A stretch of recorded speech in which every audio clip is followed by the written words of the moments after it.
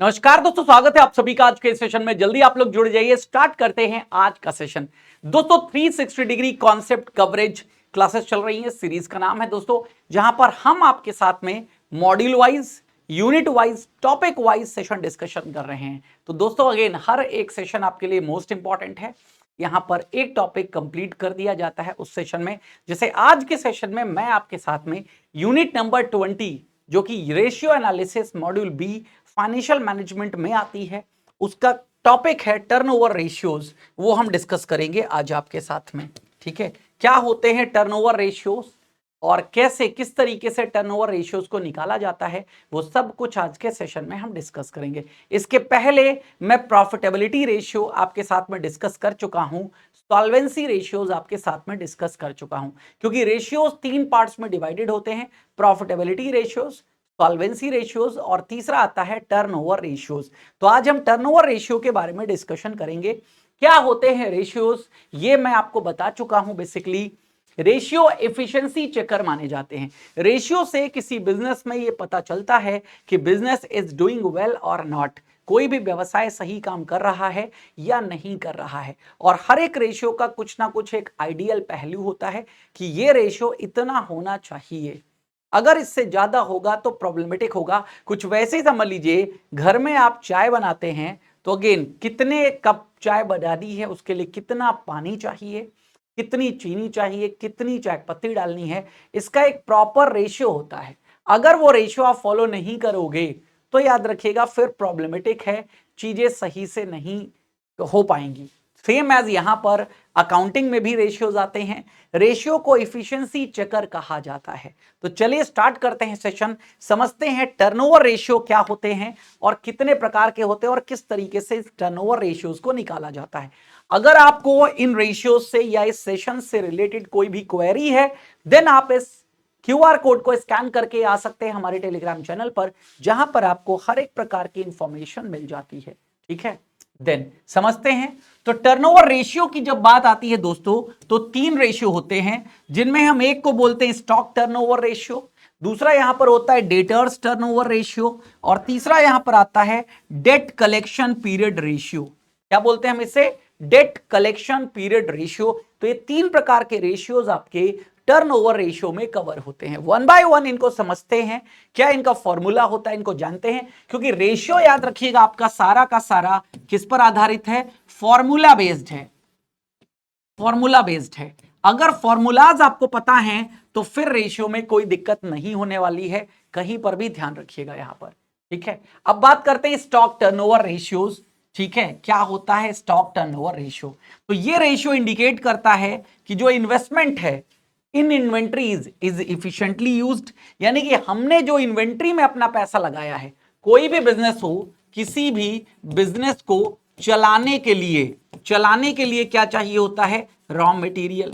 और क्योंकि इंडिया में हर एक कंपनी को रॉ मटेरियल अपने पास स्टॉक करना पड़ता है, रीजन इसका क्या है? क्योंकि एट अ टाइम, जैसे जापान वगैरह में एक सिस्टम इस्तेमाल होता है जिसे हम JIT बोलते हैं, जस्ट इन टाइम, वहां पर रॉ मटेरियल तुरंत मिल जाता है। यहां पर रॉ मटेरियल तुरंत नहीं मिलेगा, क्योंकि आप जानते हो रास्ते इस तरीके के हैं।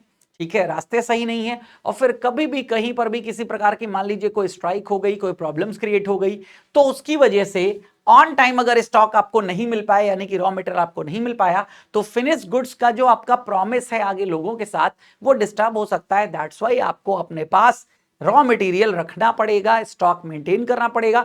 इस स्टॉक को मेंटेन करने के लिए आपको एक इन्वेस्टमेंट करना पड़ता है, और चाहे वो रॉ मटेरियल का स्टॉक हो या फिनिश गुड्स का स्टॉक हो, दोनों स्टॉक को मेंटेन करने के लिए आपको इन्वेस्टमेंट करने पड़ते हैं। तो बेसिकली स्टॉक टर्नओवर रेशियो ये बताता है जो इन्वेस्टमेंट हमने स्टॉक्स में कर रखा है वो इफिशिएंटली इस्तेमाल हो रहा है या नहीं इस्तेमाल हो रहा है। It therefore explains whether investment in inventories is within proper limits और not.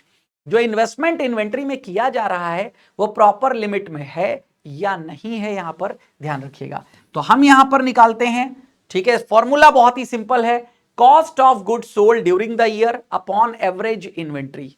Cost of goods sold, ठीक है, मेन इसको COGS भी लिखा होता है, cost of goods sold upon, हमने क्या बात कर ली? Average inventory.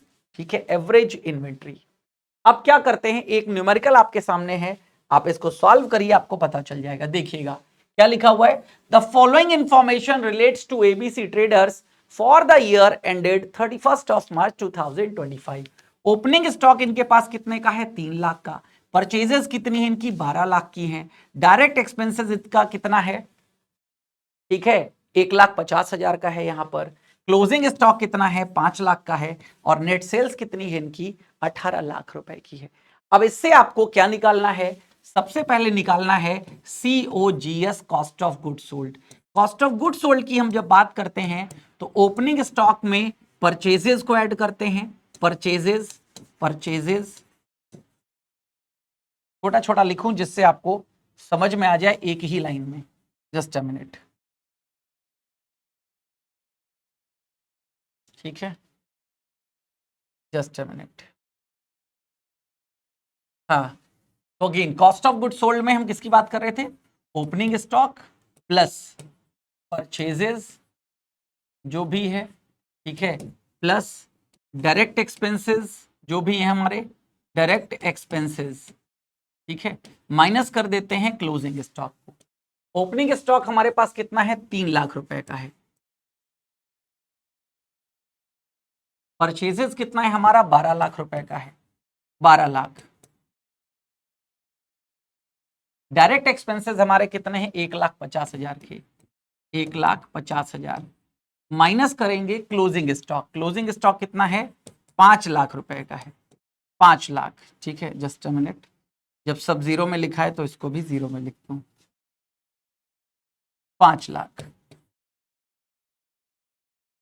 ठीक है, इस तरीके से।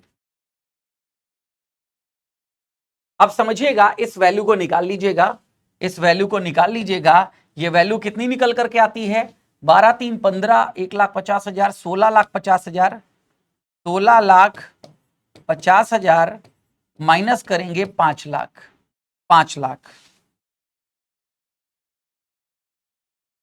माइनस करेंगे 5 लाख, तो वैल्यू निकल करके आ जाती है 11,50,000। ये तो निकल करके आ गई कॉस्ट ऑफ गुड सोल्ड, ठीक है। अब कॉस्ट ऑफ गुड सोल्ड तो हमारे सामने निकल आई। अब हमको क्या निकालना है, अब हमको एवरेज इन्वेंट्री भी निकालनी है। Average inventory, average inventory, average inventory कैसे निकल करके आती है, एवरेज इन्वेंट्री सिंपल है, यहां पर opening stock plus closing stock upon 2। Opening stock कितने का है, यहां पर आप देख सकते हैं, ओपनिंग स्टॉक है 3 लाख का, क्लोजिंग स्टॉक है 5 लाख का। तो हम यहां पर सीधे कर लेंगे 3 लाख प्लस 5 लाख अपॉन 2, ये हो जाएगा 8 लाख बटे 2, तो ये सीधे निकल करके आ जाएगा 4 लाख।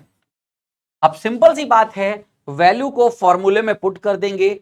फॉर्मूला क्या दे रखा है यहां पर, ठीक है, अभी आपको मैंने बताया, cost of good sold upon average inventory, ठीक है। तो हम क्या करेंगे, cost of good sold, cost of good sold upon average inventory. Cost of good sold हमने निकाली हुई है, कितनी निकल करके आई है, 11,50,000, ठीक है, अपॉन एवरेज इन्वेंट्री कितनी है, 4 लाख रुपए की, ठीक है।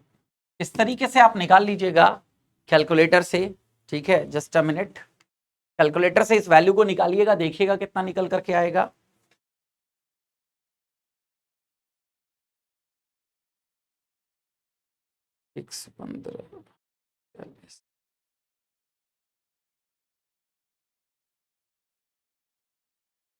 ये निकल करके आ रहा है 2.875, 2.875, 2.875 ये निकल करके आएगा।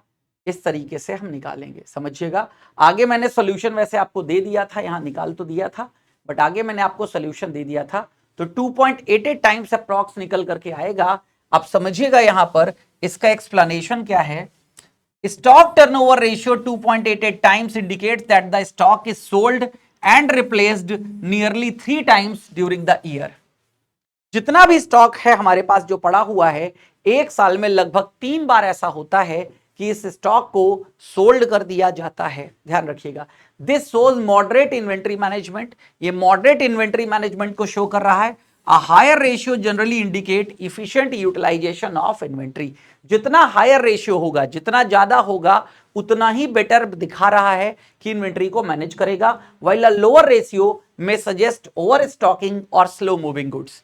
जितना भी ठीक है लोअर रेशियो ये निकल करके आएगा, उतना याद रखिएगा ओवर स्टॉकिंग है, यानी कि आप ज्यादा स्टॉक कर रहे हो, इतना स्टॉक करने की आवश्यकता आपकी नहीं है, या फिर आपका जो मूवमेंट है वो बहुत स्लो है, जो गुड्स का मूवमेंट है वो बहुत स्लो है या ओवर स्टॉकिंग है. ये दोनों चीजें आपको तब पता चलेंगी जब ये जो ठीक है 2.8 टाइम्स है, अगर लिख करके आता 1.8 टाइम्स, समझ लीजिएगा और डाउन था. ठीक है, अभी ये क्या है, मॉडरेट इन्वेंट्री मैनेजमेंट है.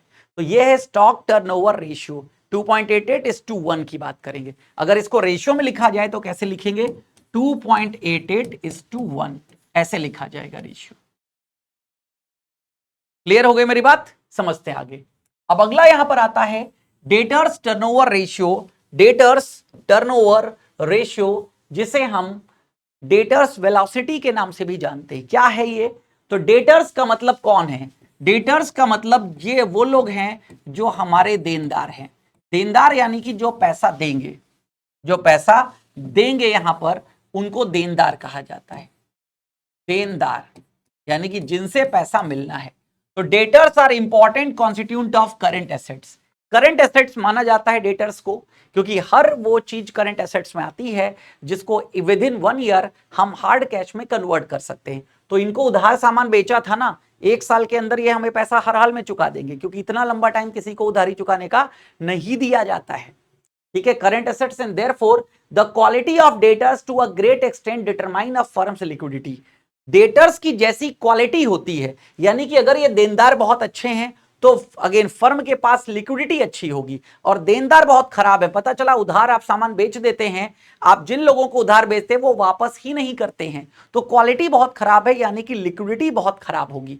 जैसे आप समझ लीजिए आपके जीवन में दोस्त ऐसे हैं जिनसे जब पैसे मांगेंगे मिल जाएंगे, 10-50 हजार रुपए की जब जरूरत पड़ेगी, जब आप मांग लोगे तुरंत आपको दे देंगे. तो हम कह सकते हैं कि आपके पास लिक्विडिटी बेटर है, क्योंकि जब मांगोगे आपके दोस्त दे देंगे. लेकिन दूसरी कंडीशन ये, आपके दोस्त इतने नालायक हैं कि 100 रुपए भी मौके पर कोई आपको नहीं दे सकता. तो याद रखिएगा आपकी जो क्वालिटी है, ठीक है, जो डेटर्स क्वालिटी है वो खराब है, जो मौके पर यानी कि लिक्विडिटी की पोजीशन आपकी सही नहीं है. अचानक पैसे की जरूरत पड़ेगी तो दोस्तों से तो पूरा नहीं कर पाओगे, कोई और ऑप्शन देखो. ठीक है, तो 2 ratios are used for financial analysis to जज दिस. 2 रेशियो यहां पर आते हैं, डेटर्स टर्नओवर रेशियो और debt collection period ratio. Debtors turn, अभी स्टॉक टर्नओवर रेशियो आपने देखा था. डेटर्स टर्नओवर ये बताता है कि जो देनदार हैं वो कब हमें पैसा चुका देते हैं. तो डेटर्स टर्नओवर रेशियो और डेट कलेक्शन पीरियड, यानी कि जो उधारी हमने बांट रखी है, डेट का मतलब है उधार, ठीक है, उसी से बना हुआ है डेटर्स, यानी कि ऋणदाता जो हमको पैसा देंगे हमारा वापस, जिनको हमने ऋण दिया हुआ है वो हमें पैसा देंगे. देन डेट कलेक्शन पीरियड, यानी कि कितना समय में हमारी जो उधारी है वो हम तक पहुंच जाती है, वापस खत्म हो जाती है. तो debtors turnover ratio is calculated as under. कैसे कैलकुलेट किया जाता है, credit sales upon average account receivable. Credit sales कैसे निकल करके आती है, तो जो भी नेट सेल्स होती है, नेट सेल्स से हम माइनस कर देते हैं. ठीक है, credit sales, sorry cash sales से क्रेडिट सेल्स को माइनस कर देंगे. उधार बिक्री और नगद बिक्री, तो हमें क्या मिल जाता है, क्रेडिट सेल्स यहां पर मिल जाती है. ठीक है, खैर निकालते हैं यहां पर, अभी देखते हैं, लेकिन दूसरा रेशियो भी समझ लो, देन आपको दोनों को एक ही न्यूमेरिकल में रिलेट कर दूंगा. डेट कलेक्शन पीरियड क्या है, the ratio indicates the extent to which the debts have been collected in the time. ये रेशियो दर्शाता है कि जो डेट हैं वो इन टाइम कब तक कलेक्ट हो पा रहे हैं. It gives the average debt collection period. औसतन हमारा ये जो डेट कलेक्शन पीरियड है वो कितना है. The ratio is very helpful to the lenders. ये जो रेशियो है बहुत ही हेल्पफुल होता है लेंडर्स, यानी कि उधार जो लोगों ने उधार दिया है उनके लिए, बिकॉज यही उनको बताता है कि आपके द्वारा दिया गया पैसा बोरोवर्स कितने समय में आपको चुका देगा. An increase in the period will result in greater blockage of funds in debtors. जितना ये पीरियड बढ़ेगा उतना समझ लीजिएगा आपका पैसा ब्लॉक हो रहा है. जैसे समझिएगा डेट कलेक्शन पीरियड मान लीजिए मेरा 1 महीने का है, तो 1 महीने बाद यानी कि 1 महीने बाद मुझे मेरी उधारी का पैसा वापस मिल जाएगा. लेकिन मेरा डेट कलेक्शन पीरियड 6 महीने का है. अब सोचिए बिजनेस में क्या होता है, जो पैसा आता है उसी को फिर से इन्वेस्ट किया जाता है और फिर उससे चीजों को क्रिएट किया जाएगा और बेचा जाएगा। अब सोचिए जो दिया वो आया ही बहुत बाद में, तो इन बिटवीन और ज्यादा फंड्स की आवश्यकता होगी। तो आपका फंड जितना लंबा समय होगा डेट कलेक्शन का, उतना ही आपका फंड ब्लॉक हो रहा है, फंड ब्लॉक हो रहा है। इसलिए जब ज्यादा फंड ब्लॉक होने लगता है तो छोटे मोटे दुकानदार फिर कैश में काम करना शुरू करते हैं, उधारी देना बंद कर देते हैं कि उधारी से हमें दिक्कत हो रही है। देन ठीक है, द रेशियो में be calculated by any of the following method, किसी भी मेथड से डेट कलेक्शन पीरियड को निकाला जा सकता है। मंथ और days in a year upon debtors turnover, month or days in a year upon credit sales of the year into average accounts receivables, ठीक है, account receivables upon average monthly और daily credit sales, इसके आधार पर। तो ये अगर हमें पता है this one debtors turnover ratio, ठीक है, तो हम बड़े आसानी से इसको निकाल सकते हैं। तो देखिएगा एक न्यूमेरिकल हमारे सामने है, एबीसी लिमिटेड जो है वो प्रोवाइड्स कर रहा है फॉलोइंग इंफॉर्मेशन। टोटल सेल्स आप देख लीजिएगा यहां पर है 50 लाख रुपए की, कैश सेल्स यहां पर कितने की है 10 लाख रुपए की। तो अगेन अब समझ लीजिएगा यहां पर अगर मैं क्रेडिट सेल्स की बात करूं तो कितना हो गया भाई, कुल 50 लाख का मैंने सामान बेचा जिसमें कैश सामान बेचा है 10 लाख रुपए का। तो क्रेडिट सेल सिंपल सी बात है 50 लाख से 10 लाख रुपए माइनस कर दो, ठीक है, 50 लाख माइनस 10 लाख कितना निकल करके आ गया, सिंपल 40 लाख रुपए निकल करके आ गया यहां पर, ठीक है, 40 lakh. Opening trade debtors 6 lakh के हैं और क्लोजिंग ट्रेड डेटर्स 8 लाख के हैं। तो अगेन यहां पर और क्या करना था, ठीक है, एवरेज अकाउंट रिसीवेबल्स का मतलब यही है जिनसे पैसा मिलना है। तो एवरेज अगर इनका निकालें तो एवरेज बड़ी आसानी से निकल आएगा, 6 लाख एवरेज निकाल रहे हैं यहां पर, समझ लीजिएगा एवरेज 6 लाख, ठीक है, 6 लाख प्लस 8 लाख अपॉन 2, 8 और 6 हो जाता है 14 अपॉन 2, ये हो जाता है 7 लाख।